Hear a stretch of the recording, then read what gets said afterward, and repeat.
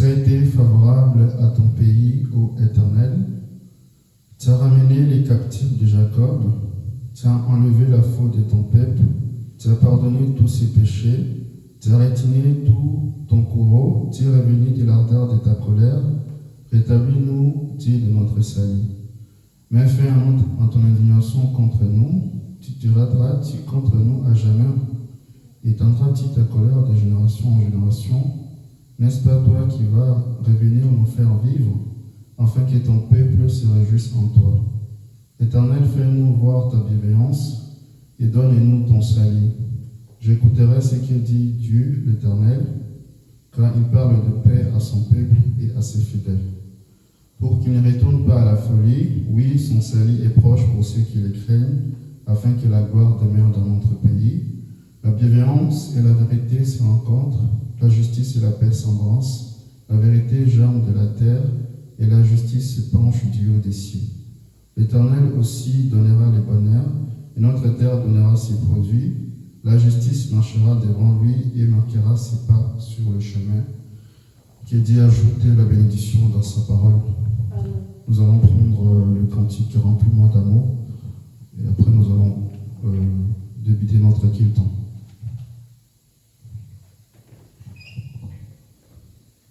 C'est le cantique numéro 28.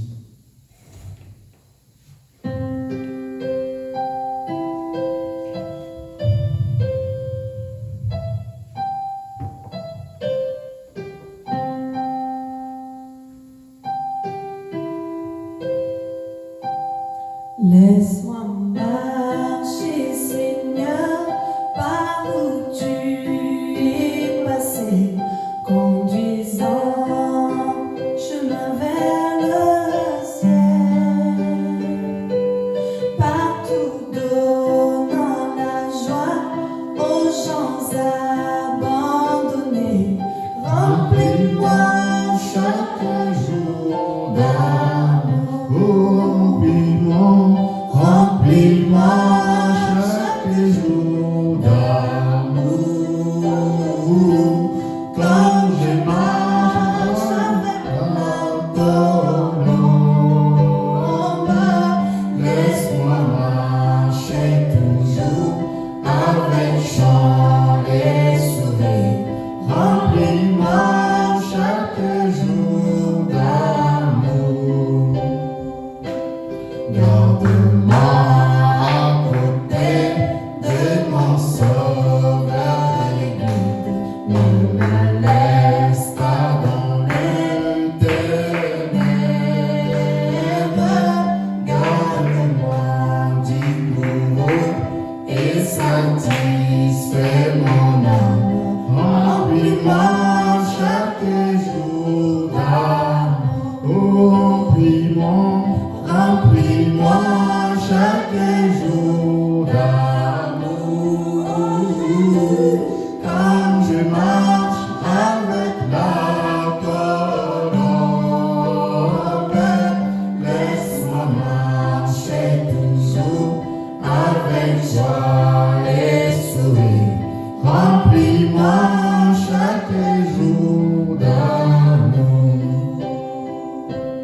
Bientôt fini la course, la fin de mon voyage. J'habiterai au ciel chez moi. Que je chante roi béni si la route est barrée. Remplis-moi chaque jour d'amour. Remplis-moi chaque jour d'amour, quand je marche avec la colombe. Laisse-moi marcher toujours avec joie et sourire. Remplis-moi chaque jour d'amour. Remplis-moi chaque jour d'amour, comme je marche avec la colombe. Laisse-moi marcher toujours avec joie et sourire. Remplis-moi chaque jour d'amour. Remplis-moi chaque jour d'amour, comme je marche avec la colombe.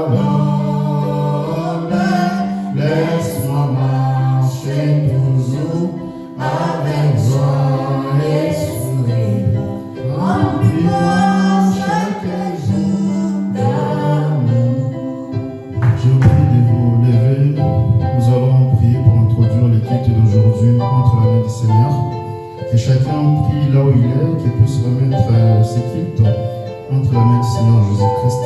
Prions ensemble. Bienvenue Père Céleste. Nous te disons encore merci parce que tu es 3 fois saint, tu listes la vallée, tu la rose de Saron, tu es notre tout en tout. Père bien-aimé, comme une biche qui soupire auprès d'un courant d'eau, mon âme a soif de toi. Voilà pourquoi Père Céleste, chacun de tes enfants est venu ici pour pouvoir t'écouter Père Céleste. Père bien-aimé, tu as dit, venez à moi vous tous qui êtes fatigués, chargés, et je vous donnerai du repos. Et tu as dit aussi, Père Céleste, venons comme nous sommes, avec nos défauts, nos manquements, et que toi, Christ, tu viens en nous, et que tu puisses enlever tout ce qui est gîte, et que ta parole puisse s'incarner en nous, et que tu ne puisses jamais sortir. Père bien-aimé, nous nous apprêtons à écouter ta parole, écarte l'homme du chemin, que toi sois la parole qui va être transmise à tes enfants, Père Céleste. S'ils ont des désirs dans leur cœur, Père bien-aimé, toi tu puisses lire dans chaque cœur de tes enfants et que tu puisses donner à chacun ce que son cœur désire. Père bien-aimé, bénis tes enfants, que tu puisses le bénir au-delà même du mot bénédiction. Et je crois de tout mon cœur que tu nous as déjà donné la victoire, Père Céleste. Parce qu'en toi nous avons notre salut, en toi nous avons notre bonheur, en toi nous avons la rédemption. Et nous croyons fermement que tu as béni tes enfants cet après-midi. Par le nom parfait du Seigneur Jésus-Christ, nous avons ainsi prié. Amen.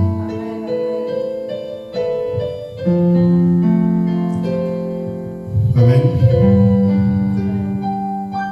Sans plus tarder, nous allons prendre la Bible dans Romains 12, verset 1.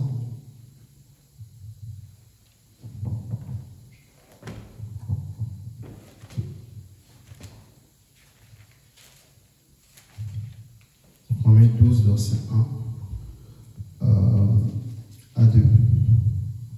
Vous y êtes? Je vous exhorte donc, frères, par les compassions de Dieu, à offrir vos corps comme un sacrifice vivant, saint, agréable à Dieu, ce qui sera de votre part un culte raisonnable. Ne vous conformez pas au monde présent, mais soyez transformés par le renouvellement de l'intelligence, afin que vous discerniez quelle est la volonté de Dieu, ce qui est bon, agréable et parfait. Amen. Amen. Nous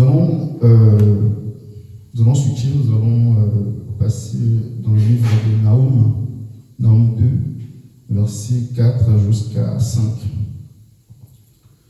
Les boucliers de ces héros sont rougis, les hommes vaillants sont vêtus des cramoisis, avec le fer qui étincelle apparaissent les chars au jour qu'il a fixé pour la bataille, et les lances sont ajoutées, les chars roulent follement dans le riz, ils se précipitent sur le place, à les voir on dirait des flambeaux, ils accourent comme des éclairs. Amen. Que Dieu ajoute la bénédiction dans sa parole. Vous pouvez vous asseoir. Encore une fois, shalom. David disait que j'étais dans la joie lorsqu'on me disait d'aller dans la maison du Seigneur. Et je crois que cet après-midi, nous avons beaucoup plus de David parmi nous. Amen.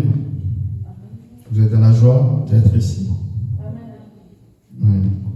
Parce que dans la vie, parfois, nous devons être un fou de quelqu'un. Comme souvent les chrétiens sont une drôle d'oiseau pour des païens, et un païen est un drôle d'oiseau pour un chrétien.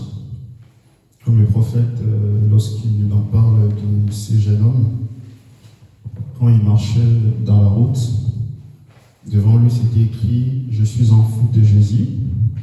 Et quand les gens partaient derrière son dos, c'était marqué « De qui êtes-vous les fous ?»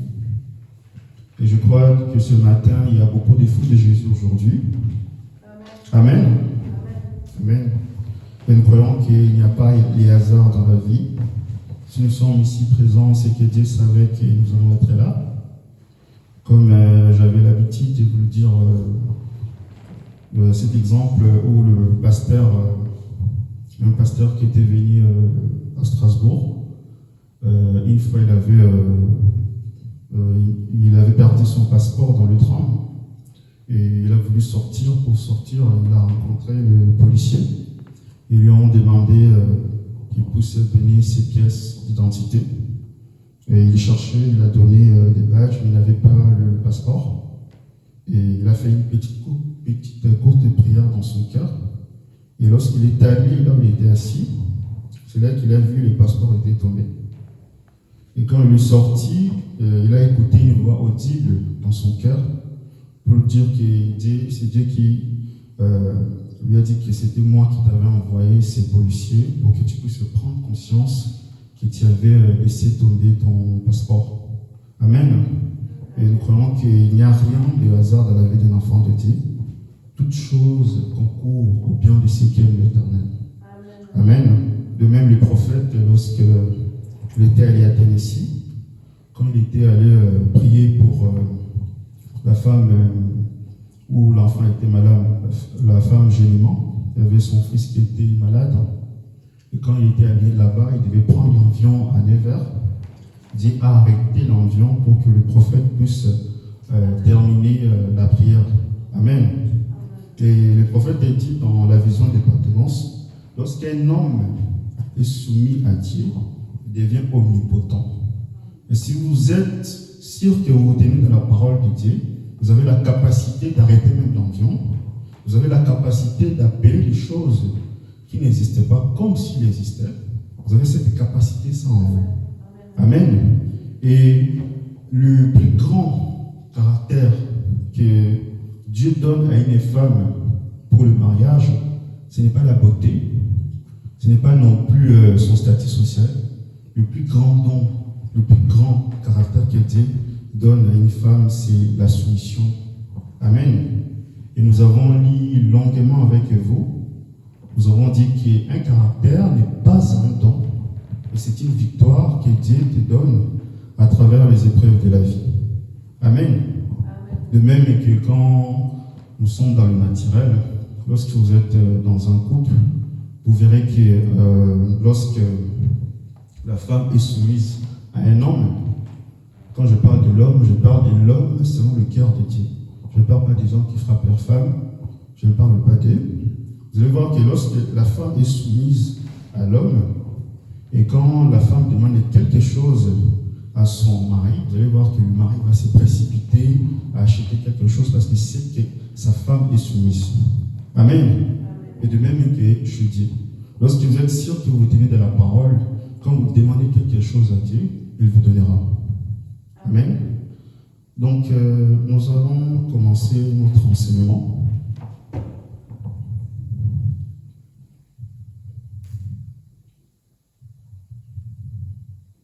Vous êtes prêts? Donc, on va faire un petit récapitulatif.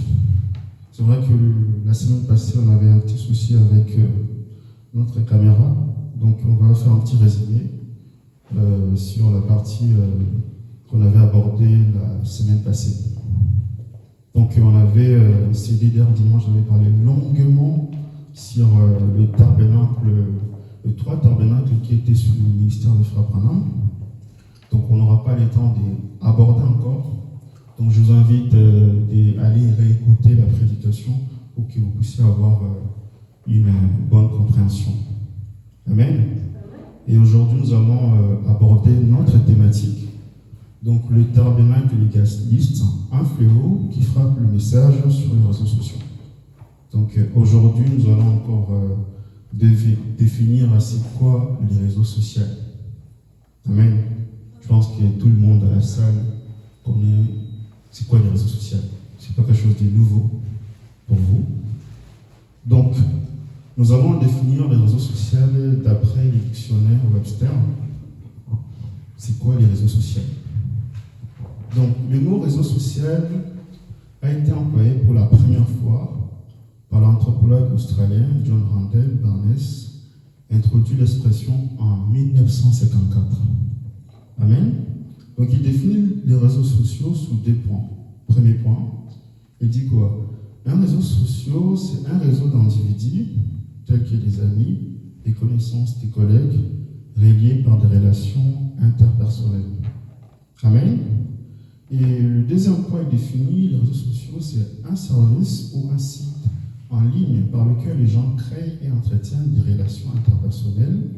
Et des millions de personnes se sont habituées à utiliser des smartphones pour partager des informations les concernant via des applications qui leur permettent d'accéder à des réseaux sociaux tels que Facebook, Twitter, TikTok. Je pense que vous en savez beaucoup plus que moi. Amen. Et les réseaux sociaux, c'est pas quelque chose de nouveau. C'est pas quelque chose de nouveau pour nous parce que nous savons que dans Genèse, les réseaux sociaux existaient déjà. Amen. Pourquoi? Parce que Salomon a dit, il n'y a rien de nouveau sous le soleil. Tout ce que nous voyons existait déjà. C'est juste le reflet de l'Ancien Testament. Amen. Tout comme l'ampoule, quand Thomas Edison avait inventé cela, pour nous, nous allons dire que c'est nouveau. Mais ce n'est pas quelque chose de nouveau. Pourquoi? Parce que au commencement, Dieu avait dit, lorsqu'il régnait encore les ténèbres, il disait que la lumière soit et la lumière fut. Et quand vous rentrez la nuit chez vous à la maison, qu'est-ce que vous faites? Vous allumez la lumière. Est-ce que c'est nouveau? C'est pas nouveau. Parce que vos sens de lui ont réclamé. C'est la raison pour laquelle Dieu a créé la lumière. Amen. De même, le miroir, c'est pas aussi nouveau. Le miroir, c'est pas nouveau parce que Salomon, dans l'ancien temps, il dit dans Proverbe que tout comme l'eau reflète de l'homme, les cœurs de l'homme reflètent de l'homme lui-même. Nous voyons que l'eau, c'est notre miroir. Amen. Donc nous allons maintenant définir les réseaux sociaux d'après la Bible. Amen. Parce que là, nous avons défini les réseaux sociaux d'après les dictionnaires. Maintenant, nous allons définir les réseaux sociaux d'après la Bible. Tout d'abord, avant de commencer, on avait dit avec vous qu'il y a un prophète qui avait réuni toute la Bible dans son livre. Vous savez c'est qui? C'est le prophète. C'est lui qui a écrit toute la Bible dans son livre. Amen. Que Dieu bénisse Ésaïe. Il y a 66 chapitres dans le livre d'Ésaïe, il y a 66 livres dans la Bible. Amen. Et aujourd'hui, nous allons faire un puzzle, comme le prophète avait l'habitude de le dire. Un puzzle, c'est un jeu. C'est-à-dire que quand vous jouez, vous avez votre modèle à côté, vous avez votre puzzle. Donc vous essayez d'ajuster, vous regardez les modèles jusqu'à ce qu'à la fin, ça donne la même chose. Amen. Et si votre puzzle ne donne pas la même chose que votre modèle, c'est qu'il y a quelque chose qui ne va pas. Sinon, ça sera comme si une vache est en train de brouter au sommet d'un arbre. On vous dira comment la vache est arrivée là-bas. Comment vous allez l'expliquer. Amen. Donc nous avons dit que la télévision, comme le prophète le dit dans c'est d'elle qui ne fabrique pas les images. La télévision ne fait que capter ce qui est vrai. Amen. La télévision existait déjà à l'époque d'Adam et Ève. Et même quand Jésus, lorsqu'il était devant la femme samaritaine dans Jean 4,4, il dit que tu t'es marié à 5 hommes. En fait, il dit ce que Jésus avait fait, il avait appuyé le play dans la vie de cette femme-là. Il a vu toute sa vie se défiler devant lui. Amen. Et de même, quand nous naissons, Dieu met un film pour chacun de nous, qu'au jour du jugement, votre vie va défiler devant chacun de vous. Si vous avez fait des choses qui ne sont pas correctes, il est encore temps de vous repentir, parce que nous savons que c'est la repentance qui est la porte du ciel. Amen. Donc, je crois de tout mon cœur que Dieu donnera à chacun ce que sa parole veut. Amen. Donc, nous avons aussi la photo. Donc, on avait déjà donné. Le premier exemple, c'était la télévision. Le deuxième exemple, c'était la photo. Est-ce que la photo fabrique des images ou pas? Ça ne fabrique pas, parce que quand vous prenez une photo, elle capte votre visage et vous renvoie au téléphone. Ce n'est pas quelque chose qu'il fabrique. Amen. De même, le téléphone. Le téléphone ne fabrique pas vos voix. Quand vous dites, vous enregistrez un petit audio, ça ne fabrique pas. Elle fait qu'il capte votre voix, votre corde vocale, et vous le transmet dans votre téléphone. Amen. Quand je dis bonjour ici, nous tous nous écoutons, mais la personne qui est aux États-Unis, est-ce qu'il écoute? Il n'écoute pas. Il n'écoute pas. Et pour qu'il écoute, qu'est-ce qu'on fait? On utilise le téléphone. Amen. Donc nous allons prendre un exemple. Donc on avait dit l'autre fois que nous on est en France. Donc l'autre personne, il est de l'autre côté du monde, aux États-Unis. Donc pour qu'il puisse nous écouter, on doit utiliser un téléphone. Mais sauf que les téléphones ont des ondes. C'est-à-dire que quand je parle au téléphone, je dis allô, la personne de l'autre côté écoute ce que je dis. C'est-à-dire que quand je dis allô, ça doit passer par les ondes et ensuite ça va jusqu'à la personne qui est aux États-Unis.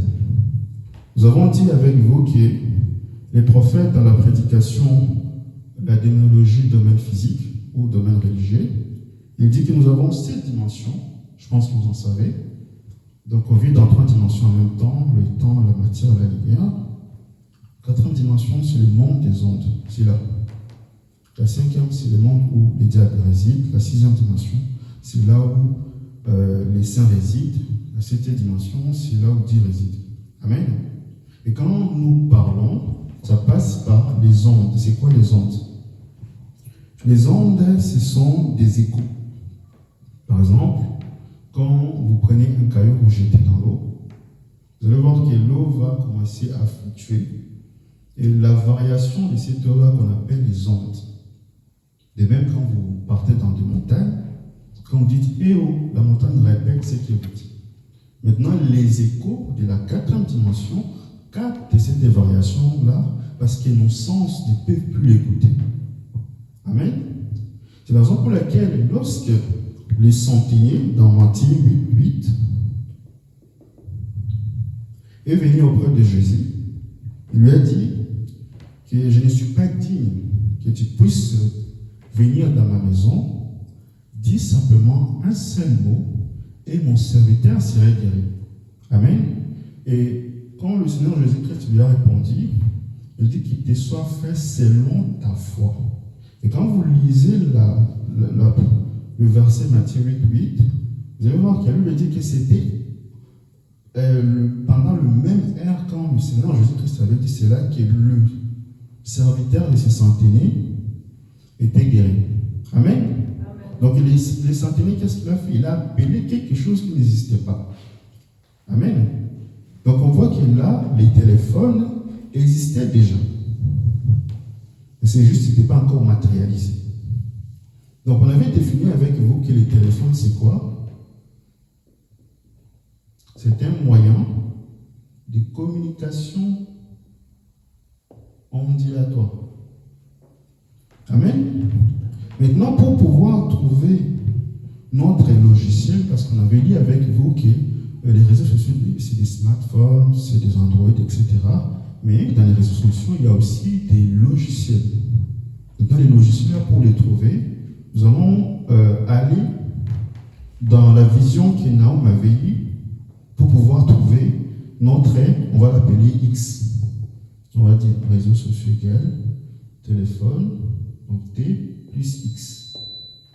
Donc c'est ça qu'on va aller chercher ça dans la vision de Naoum. Vous êtes prêts? Nous allons relire Naoum 4. Donc il dit quoi? Avec le fer qui étincelle, les chars apparaissent les chars au jour qu'il a fixé, et les lances sont ajoutées. Les chars roulent follement dans le riz, ils se précipitent sur les places. À les voir, on dirait des flambeaux, ils accourent comme des éclairs. Amen. Donc, nous avons dit avec vous que les chars c'était des voitures. Le fer ici, c'est les États-Unis, comme Daniel avait vu dans la vision de la fin des générations de l'inspiration. Il a dit de même que le fer et l'argile ne peuvent pas se mélanger, ces deux royaumes ne peuvent pas se mélanger. Les deux royaumes en question, c'était les États-Unis, et l'argile, c'était la partie soviétique. Amen. Maintenant, nous allons prendre une citation des prophètes.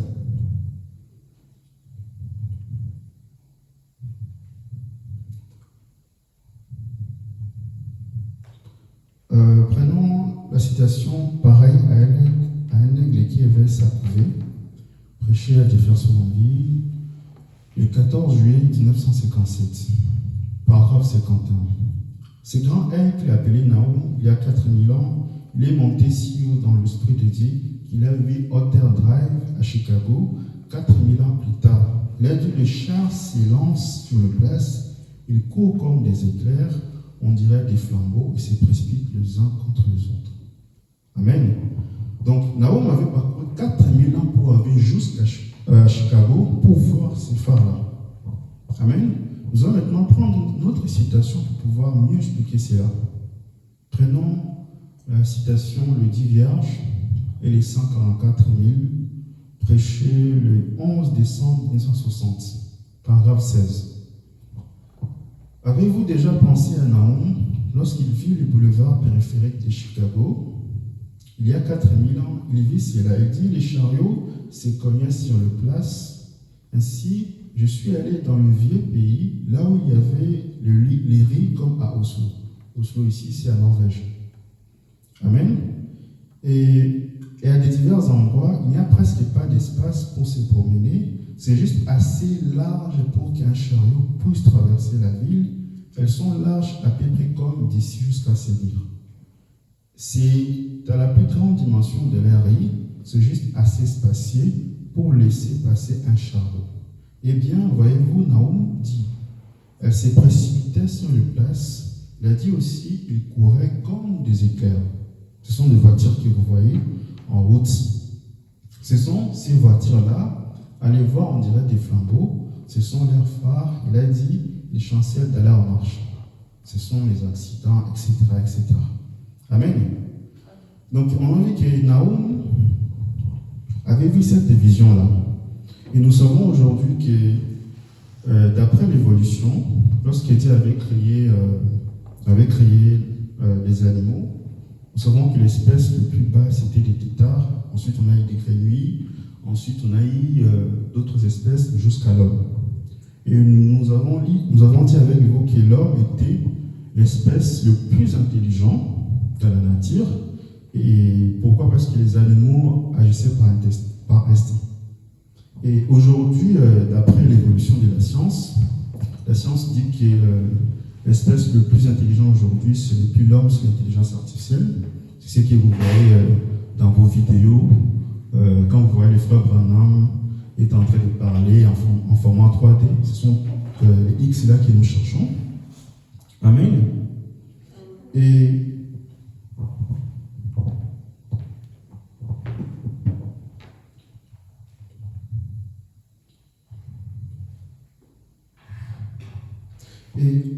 nous savons toujours que tout ce que l'homme crée a toujours des imperfections.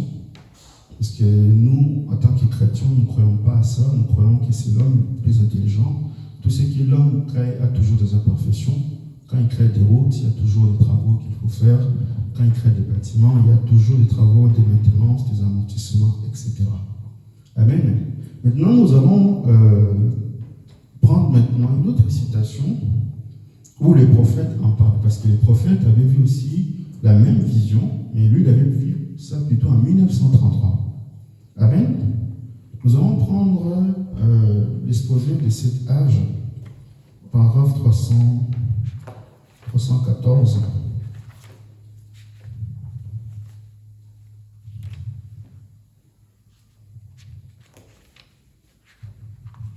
Paragraphe 314.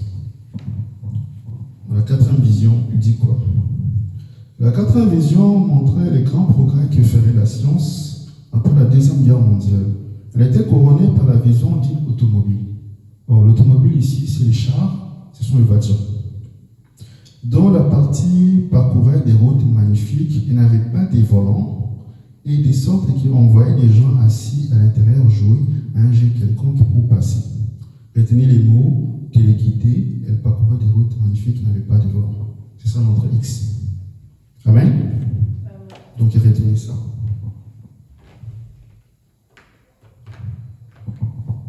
Donc, notre X, c'est téléguidé.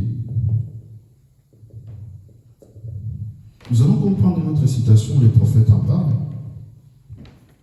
Nous allons prendre la citation, la condamnation par représentation, prêchée le 13 novembre 1960 à Jeffersonville, paragraphe 23.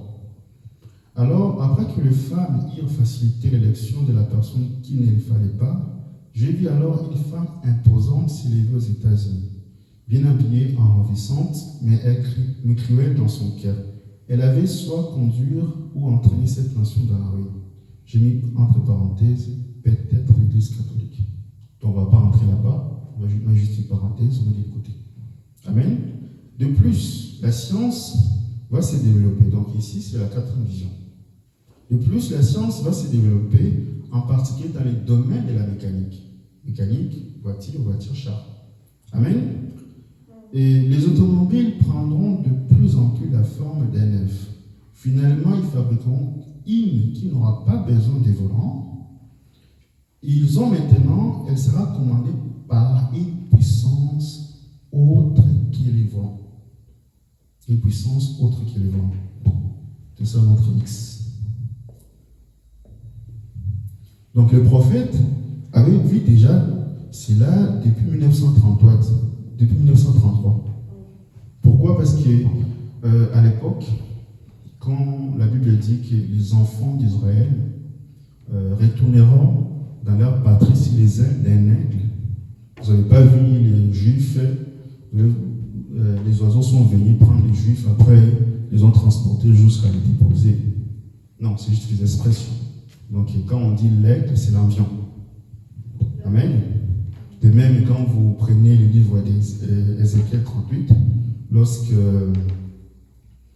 le Seigneur parle à Ézéchiel, dit fils de l'homme, parle et prophétise pour le prince des rocs. Le roc, c'était comme ça. Et le roi de Méchec. Roc, c'était la Russie, Méchec, c'était Moscou. C'est juste des expressions qui changent.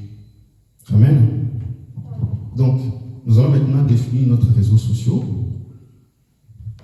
Vous avoir assemblé tous les puzzles. Donc, les réseaux sociaux, c'est quoi? C'est un moyen de communication ondulatoire qui utilise une puissance autre que la faculté matérielle. Mettez entre parenthèses téléguide, volant, IA, etc. Amen.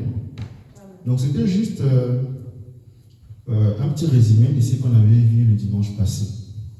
Maintenant, nous allons entrer dans le vif du sujet. Amen.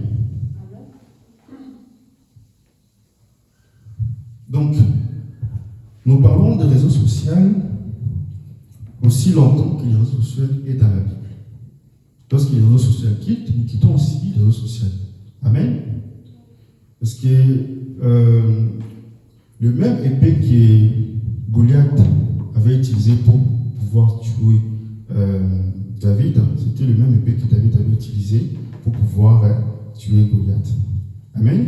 Donc nous allons affronter le diable sur son propre terrain et le chasser. Amen. Donc, aujourd'hui, dans les réseaux sociaux, nous avons beaucoup de gens, des prédicateurs, loin de moi l'intention de signifier de qui que ce soit. Si on ne l'appelle pas pasteur, si on ne l'appelle pas archibishop, il se fâche. Si on l'appelle frère, il se fâche. Amen. Pourquoi? Parce qu'aujourd'hui, nous avons des gens qui ont des esprits en eux, mais ils ne savent pas. Quand le Seigneur Jésus-Christ avait dit à Pierre, c'est cette pierre, je bâtirai mon église, et les portes des enfers ne peuvent pas prévaloir contre elle. Il n'y a que 3 portes qui mènent à l'enfer. On avait vu avec vous, il y avait le convoitisme de la chair, convoitisme des yeux, et l'orgueil de la vie. C'est ça qui pose souci. L'orgueil. Amen. Alors que dans la Bible, vous ne verrez jamais, on a écrit Pasteur Mathieu, Pasteur Shop, tout ça c'est des titres. Aujourd'hui, beaucoup de gens s'y soucient de ce que les autres pensent d'eux, mais ne se soucient pas de ce que Dieu pense d'eux. Amen.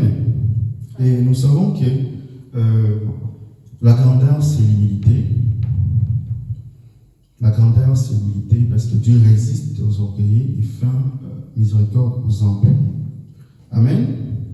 De la même façon, quand Jésus avait donné ces 2 exemples, où il y avait un chef religieux et un collecteur d'impôts, le chef religieux était à part, il disait, Seigneur, je jeûne 10 fois par jour, je paye tous mes dîmes, contrairement à ces collecteurs d'impôts qui étaient à côté.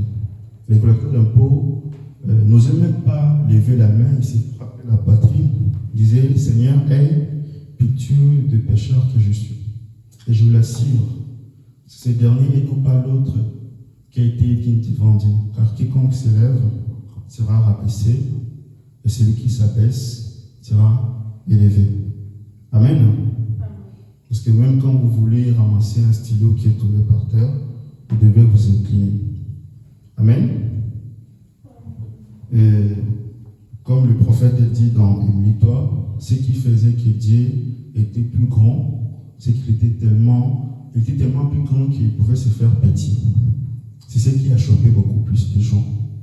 Parce que la manière dont Dieu s'est révélé aux gens, c'était tellement simple.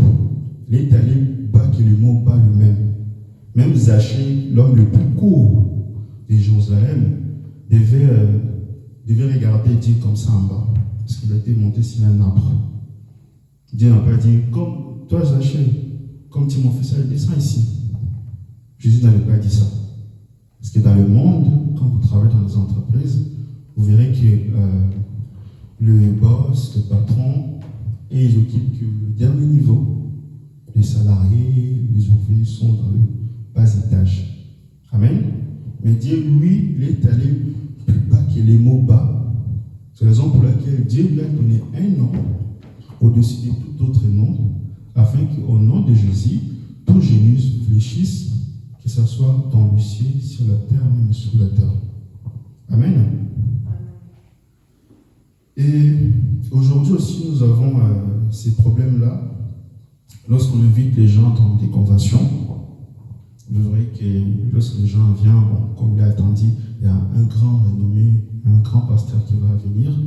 À la fin des cultes, vous allez voir que quand il va saluer le pasteur, il va donner des salutations avec joie. Shalom frère, que Dieu te bénisse. Mais c'est lui qui en a 2. Quand il va le saluer, il ne va pas le saluer avec enthousiasme. Bonjour frère. Amen. Alors que Dieu ne fait pas de différence. Paul a dit, Dieu ne fait exception des personnes. Le même respect que vous allez accorder à celui qui en a 5, c'est le même respect que vous allez accorder à celui qui en a 10 000. Amen. Parce que devant Dieu, ils ont la même responsabilité. Amen. Et ce qui fait la qualité d'une église, ce n'est pas le nombre de gens. Parce qu'aujourd'hui, beaucoup de gens cherchent la quantité. Et la beauté d'une église, c'est la qualité. Ce qui fait que quand vous allez inviter des gens, lorsqu'ils vont venir, la manière dont vous allez les accueillir, comment vous allez les côtoyer, fera en sorte que prochainement, ils puissent encore revenir ici. Amen. Et c'est la raison pour laquelle le prophète, lorsqu'il était allé dans un motel, le chef des motels, je pense que tout le monde connaît un motel, c'est quoi? Les motels, c'est, aux États-Unis, on appelle ça des hôtels. Et souvent, les prophètes prenaient souvent des chambres quand ils partaient en mission. Et lorsqu'il est arrivé dans un motel, le chef des motels a dit à Frère Branham, je suis content de vous, parce que souvent je reçois vos fidèles. Parfois même quand il n'y a plus de chambre, on fait en sorte que qu'ils puissent avoir des chants, pas les autres. Pourquoi? Parce que quand on les reçoit, c'est des personnes qui sont contents, c'est des personnes qui ne se plaignent pas, ils sont tellement contents, tellement positifs, et que quand on te voit, on est tellement content. Amen. Et c'est merveilleux. Et aujourd'hui aussi, sur les réseaux sociaux, nous avons beaucoup de gens, ils aiment écouter de la musique mondaine. À l'église, ils viennent, ils chantent.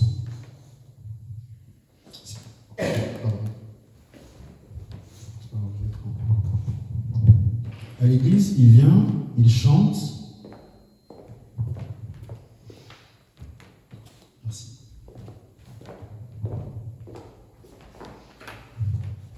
À l'église, ils viennent, ils chantent pour Dieu.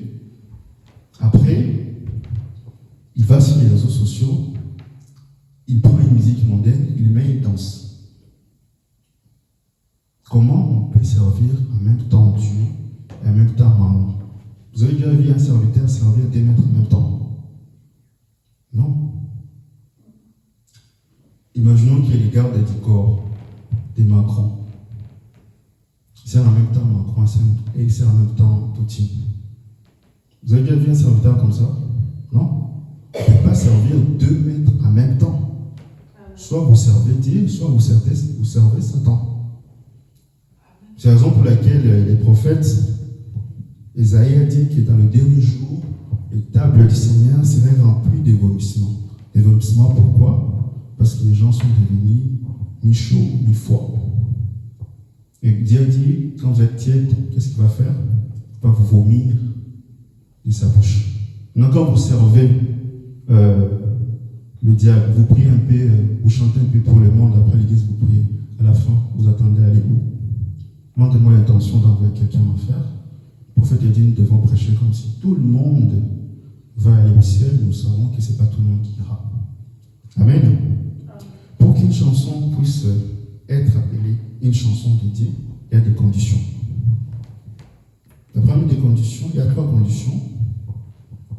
Il faut d'abord que les rythmes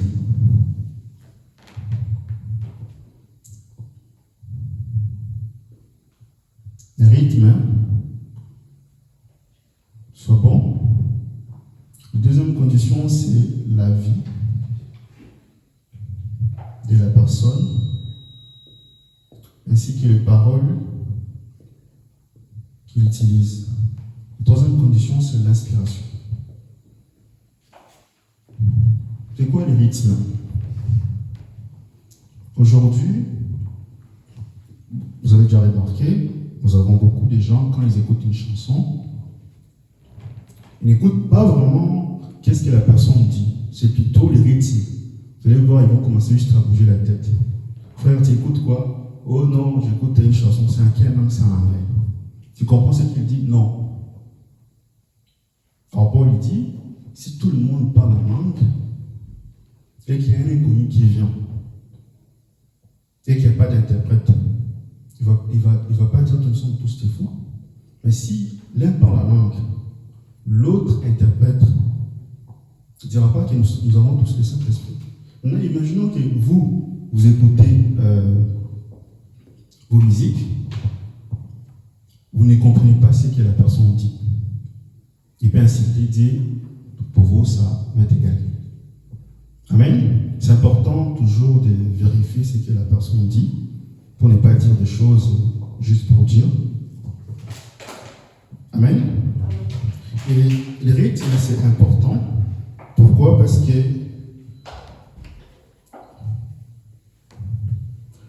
dans le monde, nous avons un morceau que vous écoutez à chaque fois dans des mariages qu'on appelle les canaux des Benchibol. Vous avez déjà écouté ça, vous écoutez ça dans tous les mariages, c'est les classiques.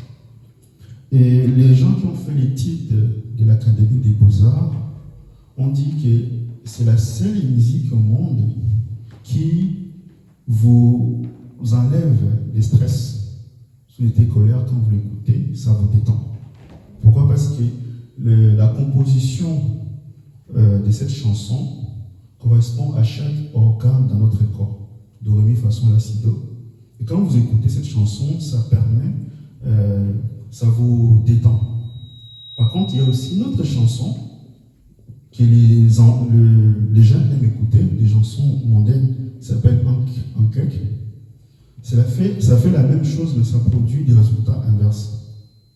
C'est-à-dire que quand vous écoutez ça, quand vous êtes en colère, vous êtes encore plus en colère.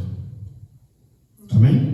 C'est très important de choisir quelle musique vous écoutez. Parce qu'aujourd'hui, à l'église, au lieu de recevoir le Saint-Esprit, nous recevons plutôt des démons. Amen. Parce que les réseaux sociaux sont devenus des repères des mauvais esprits. Et la deuxième des choses, c'est la vie de la personne. Toutes les chansons que vous écoutez, cela ne veut pas dire que quand vous écoutez une chanson, il y a le mot de Jésus-Christ, ça signifie que ce sont les chansons de Dieu.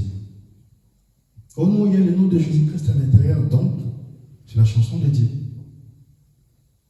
C'est quel Jésus dont il parle? Il y a beaucoup de Jésus. Moi j'ai un ami qui s'appelle Jésus. Il y a un Jésus au Brésil, il y a un Jésus au Major City, il y a un Jésus de Madagascar. C'est quel Jésus dont il chante? Amen. Et quand la personne chante, il faut aussi que sa vie reflète ce qu'il dit. Amen. C'est la raison pour laquelle quand les 7 fils de Séba, lorsqu'ils ont vu Paul chasser les démons au nom de Jésus, et aussi ils ont voulu copier. Les démons les a frappés. Et ils connaissaient le Jésus de Paul. Mais leur Jésus, ils ne connaissaient pas. Amen. Il les a dit, moi je connais le Jésus de Paul, mais vous aussi, quel est votre Jésus? Amen. C'est très important de différencier ça, parce que nous aujourd'hui, nous voulons des chansons qui font tomber les murs de Jéricho. Pas des chansons qui nous ramènent des mauvais esprits ici. Amen. Et la troisième des choses, c'est l'inspiration de la personne. L'inspiration, ça vient d'où? Du ciel ou de l'enfer? Dans les dénominations, l'un de moi l'intention de se moquer d'eux, je crois qu'ils font de leur mieux pour servir le Seigneur. Et moi, j'ai obtenu que la grâce. Et Dieu connaît mon cœur. Ce n'est pas dans le but de se moquer d'eux. L'inspiration. L'inspiration vient d'où? Un frère, il était DJ dans le monde. Il était DJ. Et quand il entre dans la maison du Seigneur, on le met directement, le chef les chante. Il commence à chanter. Et quand il danse, vous voyez que les pas qu'il fait, ce sont exactement le pas que le monde, les gens du monde font. Sauf que quand il chante la parole de Dieu, mais les pas, les danses viennent du monde. Et l'inspiration, là, ça vient d'où? Les pas, là, ça vient d'où? Et quand vous partez dans des conventions dimensionnelles, vous allez voir des gens qui disent levez les mains, et tout le monde lève les mains. L'inspiration vient d'où? Amen. Donc vous devez toujours retenir tout ça en tête. Je ne dis pas que vous ne devez pas écouter d'autres chansons. Vous devez avoir en vous un filtre de savoir distinguer le bien et le mal. Amen. C'est comme ça qu'un chrétien marche. Maintenant, nous allons entamer le cœur de notre enseignement.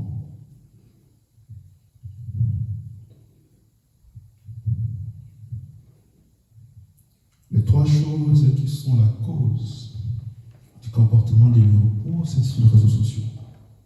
Ce sont ces 3 choses-là que nous allons passer longuement du temps d'expliquer pas à pas. Nous allons aller doucement, petit à petit. Amen. Donc aujourd'hui, nous allons mettre les fondations. Après, prochainement, par la grâce de Dieu, on va expliquer pas à pas.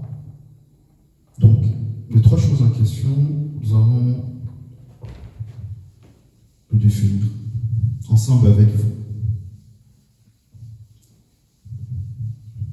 Amen. Donc, la première des chose, le prophète a dit, quand il a parcouru le monde, il est passé par plusieurs églises. La chose qu'il avait remarquée toujours dans le cœur des croyants, c'était la paix. C'était ça qu'ils avaient. Chaque fois quand ils marchaient, vous voyez toujours qu'il y avait la paix qui était dans leur cœur. C'est la première des choses. Nous allons lire les citations. La paix est une émotion. La deuxième des choses, c'est une émotion ou des sensations.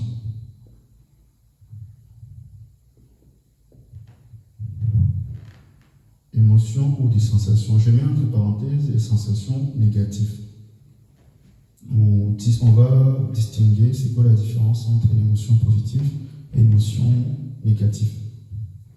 Et quand vous avez la peur d'aller en enfer, cela crée en vous des émotions négatives, ce qui fait que les gens prennent des positions légalistes. Donc on va mettre entre parenthèses légaliste négatif. Parce que l'autre fois, on avait distingué avec vous, avec les citations en appui, c'est quoi les légalistes positifs et c'est quoi les légalistes négatifs. Donc je mets négatif. Donc c'est ça notre fondation. Maintenant, on va prendre les citations. Amen. Donc, le péché impardonnable, prêché le 24 octobre 1954. Paragraphe 33. Il dit quoi? Pensez-y, sans peur. Le plus grand fléau qui existe dans l'Église chrétienne aujourd'hui, c'est la peur. Pour la peur n'est pas un vertige, c'est une malédiction. Amen. Et la raison pour laquelle les gens ont peur, c'est parce qu'ils n'ont pas été enseignés correctement et ne sont pas établis sur l'évangile. Amen. Donc ça c'est la première citation. Nous allons encore prendre une deuxième citation parce que nous savons que tout témoignage doit se faire toujours en présence de 2 ou 3 témoins. Nous allons prendre 2 citations. Au moins, parce qu'il y en a beaucoup. Nous allons prendre maintenant une autre citation. Israël à la mer Rouge, première partie, prêché le 26 mars 1953 à Jeffersonville, Indiana, USA. Paragraphe 34. Une des plus grandes malédictions qui est sur l'Église aujourd'hui, c'est la paix. Chacun a peur, bleu et sa demande, que va-t-il se passer? Amen. C'est la paix. Maintenant, nous allons définir c'est quoi, quel type de paix dont les prophètes en parlent. Quel type de peur que nous trouvons que les gens ont sur les réseaux sociaux. C'est quel type de peur? Parce qu'il y a beaucoup de peur. Je peux avoir la phobie de ne pas se laver. C'est un exemple. Je peux avoir la phobie de ne pas nager dans l'océan parce que je perds de l'eau. Mais dans les réseaux sociaux, nous allons lire avec vous c'est quoi la peur dont le prophète en parle. Amen. Et nous allons aussi, par la grâce de Dieu, lire avec vous les citations dont le prophète a dit que la raison pour laquelle les gens ont peur, c'est parce qu'ils n'ont pas été enseignés. Or, il y a plusieurs enseignements. Mais c'est quel enseignement dont aujourd'hui les prophètes en parlent que les gens sur les réseaux sociaux n'en ont pas? Amen. Vous devez faire la différence entre une prédication et un enseignement. Le prophète a dit dans la prédication, l'épître aux Éphésiens est comparable au livre de Josué. Il dit que la prédication, c'est quelque chose de merveilleux. La prédication, c'est quelque chose de bien. La prédication, qu'est-ce qu'il fait? Il attrape le pécheur, le culpabilise, les condamne et l'amène à la repentance. Mais il dit, je crois que l'enseignement va plus loin que cela, parce que l'enseignement, qu'est-ce qu'il fait? Il positionne chaque fils devant la parole. Amen. Et les prophètes ajoutent encore que l'enseignement, c'est ce qu'on appelle la colonne vertébrale. Quand vous vous mettez debout, ce qui vous maintient debout, ce n'est pas vos muscles, c'est la colonne vertébrale. Alors que les serpents, les lézards sont obligés de ramper au sol. Amen. Et il dit que vous ne pouvez pas avoir une foi correcte si vous n'avez pas une position dans la parole. C'est impossible. Amen. C'est impossible. Une prédication, c'est quoi? C'est comme quand quelqu'un prend un marteau, un clou, il va dans un mur, il tape 1, 2, 3. Après, vous prenez les rideaux, vous les mettez. Et s'il y a quelqu'un qui passe, il touche simplement le rideau, ça va tomber. S'il y a un vent qui passe, quelqu'un qui passe vite, ça tombe. C'est la prédication. Alors que l'enseignement, c'est quand on prend le clou, on prend les marteaux, on martèle, il faut que ça entre. De sorte que quand quelqu'un va venir, il touche le rideau, ça ne va pas tomber. Amen. C'est ça qui positionne l'homme. La prédication, je n'ai pas dit que c'est mauvais, c'est très bien. Mais la prédication ne va pas plus loin. Ce qui fait qu'aujourd'hui, sur les réseaux sociaux, nous avons beaucoup de gens qui ont la peur d'aller où? En enfer. Ce qui fait que quand ils ont peur d'aller en enfer, ça crée en eux des émotions. Ce qui fait qu'ils peuvent se prendre des positions légalistes dans la parole. Amen. Donc, nous allons aller doucement, calmement. Dans cet enseignement, nous allons définir c'est quoi la paix, de quelle sorte de peur que nous parlons. Nous allons prendre les citations des prophètes. Nous allons lire que les prophètes. Amen. Maintenant, pourquoi les gens ont peur? Pourquoi les gens ont peur? Pourquoi dans les réseaux sociaux les gens ont peur? C'est parce qu'ils n'ont pas connu le véritable amour de Dieu.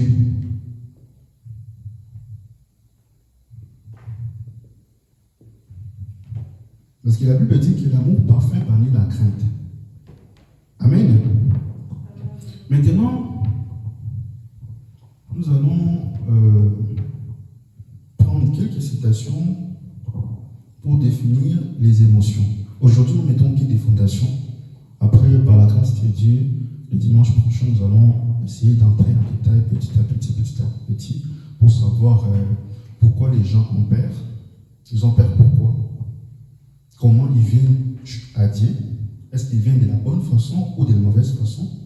Parce que c'est très important. Parce qu'aujourd'hui, quand tu dis à quelqu'un, tu vas aller en enfer, pour lui, c'est comme si tu lui envoies maintenant directement en enfer. Il va directement prendre conscience.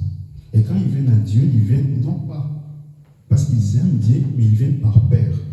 Alors que quand nous venons à Dieu, nous devons venir comme nous sommes, avec nos défauts. Même s'il nous envoie en enfer, là-bas, nous allons toujours l'aimer. Là-bas, nous allons prêcher la parole. Amen. Nous allons aller doucement avec ça, calmement, petit à petit. Donc, nous allons définir les émotions, c'est quoi? J'ai mis entre parenthèses l'émotion ou les sensations. Vous ouvrez la parenthèse, négatif. Plus loin, on va distinguer c'est quoi une émotion positive, c'est quoi une émotion négative. Amen. Nous allons prendre la prédication. Pourquoi les gens sont-ils ballottés? La prédication elle-même en parle déjà. Quand vous écoutez juste le thème, pourquoi les gens sont-ils ballottés? Nous allons prendre le paragraphe 13. Vous pouvez passer par toutes sortes d'émotions, vous conduire n'importe comment et invoquer les noms de la religion. Les païens font la même chose. Vous écoutez les prophètes? Les émotions. Nous allons ajouter une autre citation. Nous allons prendre les expressions du terre prêchées le 24 juillet 1955, paragraphe 90. On constate qu'au milieu des gens au milieu de bien des gens, où il y a des émotions et tout, on se retrouve avec des commérages et des médisances et toutes sortes de choses impues. Vous écoutez les prophètes?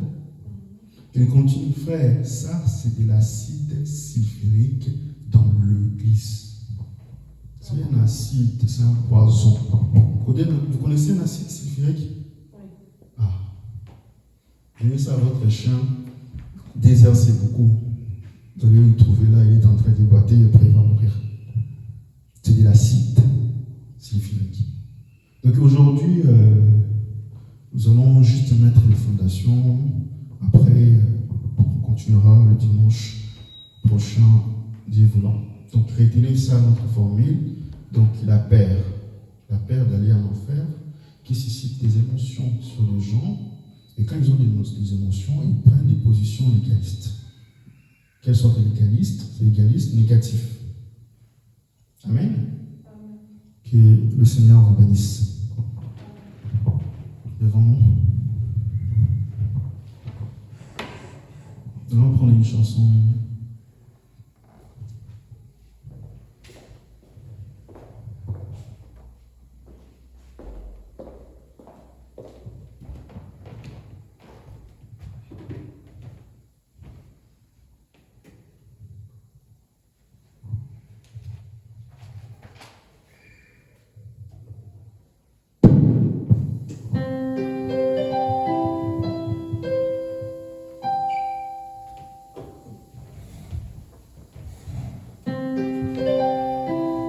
Il y a un pays au-delà des étoiles.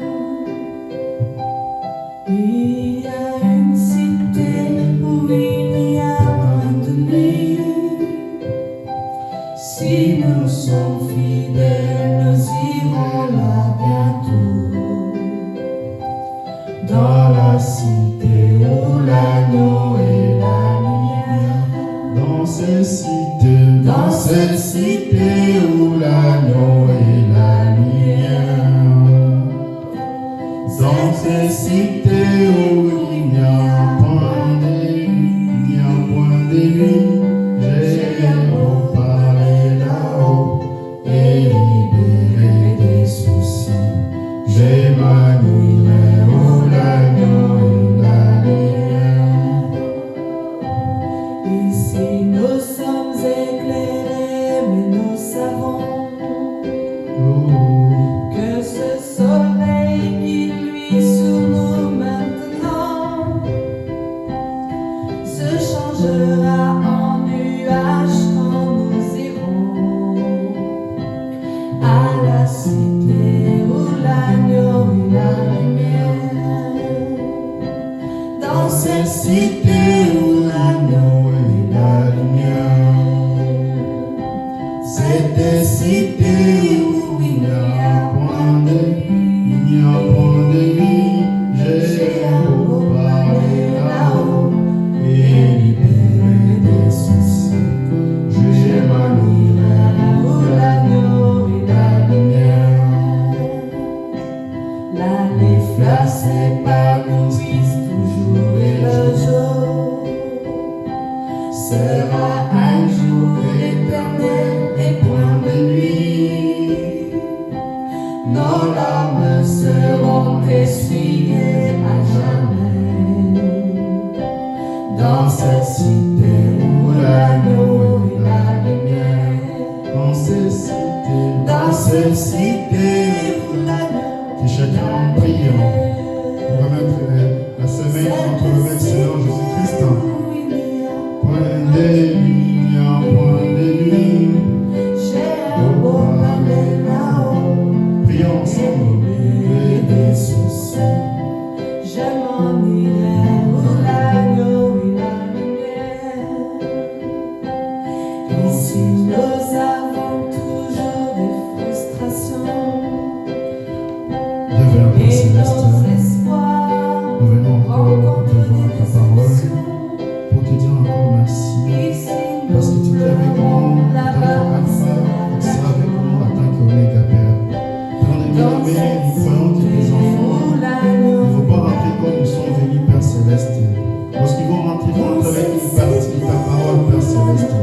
cette parole puisse prendre la vie en eux.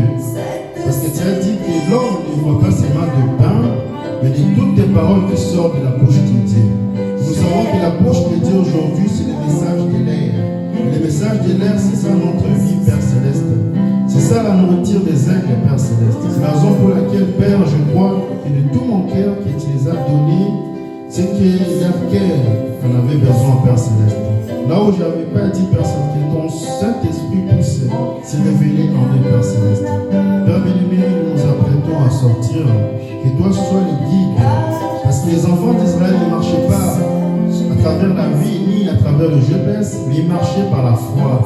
Et je crois de tout mon cœur, Père Céleste, que tu vas amener chacun dit à bon port, Père Céleste. Et nous remettons aussi la semaine entre tes mains. Si tes enfants ont des projets, ont des besoins, Père Céleste, que toi tu puisses donner à chacun ce que son cœur désire. Que tu puisses sonder chacun d'eux et que tu donnes à chacun ce qu'il veut, Père Céleste. Bénis tes enfants, bénis leur projet, bénis leur projet, Père Céleste. Et pour le reste, nous remettons en toi par le parfait nom du Seigneur Jésus-Christ. Nous avons ainsi prié. Amen.